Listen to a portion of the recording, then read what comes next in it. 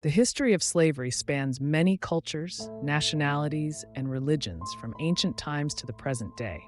Its victims have come from many different ethnicities and religious groups. The social, economic, and legal positions of enslaved people have differed vastly in different systems of slavery in different times and places. Slavery was institutionalized by the time the first civilizations emerged, such as Sumer in Mesopotamia, which dates back as far as 3500 BC. Slavery features in the Mesopotamian Code of Hammurabi, c. 1750 BC, which refers to it as an established institution. Slavery was widespread in the ancient world in Europe, Asia, the Middle East, and Africa.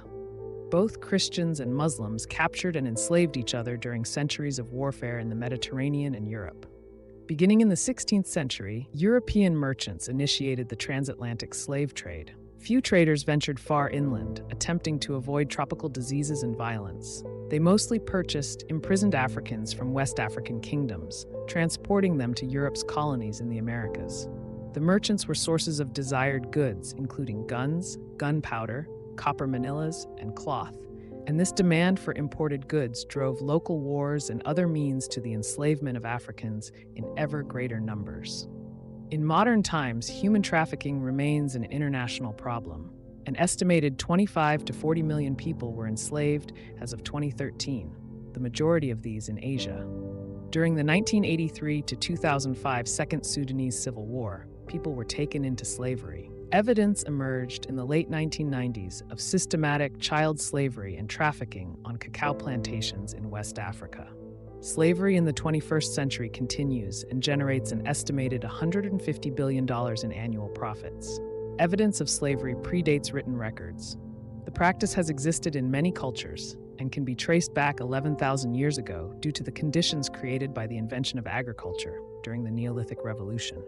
Slavery occurred in civilizations including ancient Egypt, ancient China, the Akkadian Empire, Assyria, Babylonia, Persia, ancient Israel, ancient Greece, ancient India, the Roman Empire, the Arab Islamic caliphates and sultanates, Nubia, the pre-colonial empires of sub-Saharan Africa, and the pre-Columbian civilizations of the Americas. African states played a key role in the trade of enslaved people, and slavery was a common practice among sub-Saharan Africans even before the involvement of the Arabs, Berbers, and Europeans. There were three types: those who were enslaved through conquest, in lieu of unpaid debts, or those whose parents gave them as property to tribal chiefs. Slavery already existed in the Kingdom of Congo prior to the arrival of the Portuguese. The kings of Dahomey sold their war captives into transatlantic slavery, who otherwise may have been killed in a ceremony known as the annual customs. As one of West Africa's principal slave states, Dahomey became extremely unpopular with neighboring peoples. In 1807, the United Kingdom made the international trade of enslaved people illegal with the Slave Trade Act. The Royal Navy was deployed to prevent slavers from the United States, France, Spain, Portugal, Holland, West Africa, and Arabia. The King of Bonny, now in Nigeria, allegedly became dissatisfied of the British intervention in stopping the trade of enslaved people. During the period from the late 19th century and early 20th century, demand for the labor-intensive harvesting of rubber drove frontier expansion and slavery in Latin America and elsewhere.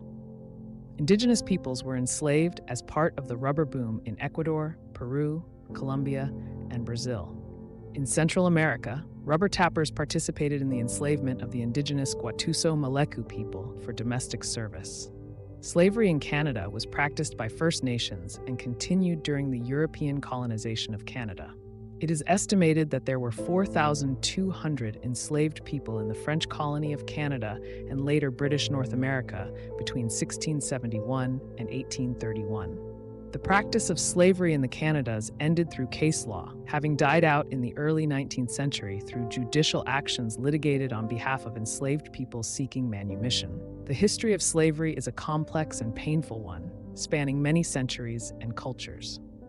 It's important to remember and learn from this history to ensure that such atrocities are never